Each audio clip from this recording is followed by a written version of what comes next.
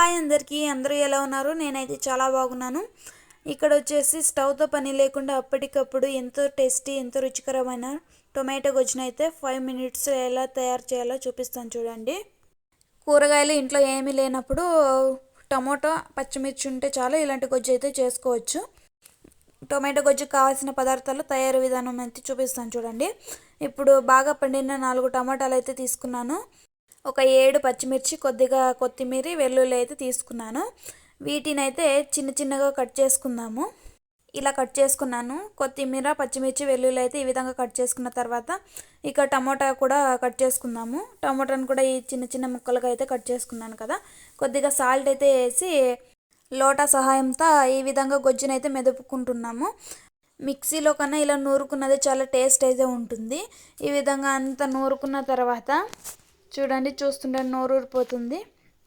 ఈ విధంగా నూరుకున్న తర్వాత కొద్దిగా పచ్చి ఆనియన్స్ అయితే వేస్తున్నాను. టేస్ట్ చాలా బాగుంటుంది. అంతే సింపుల్ అండ్ ఈజీగా టొమాటో గొజ్జు అయితే రెడీ అయిపోయింది.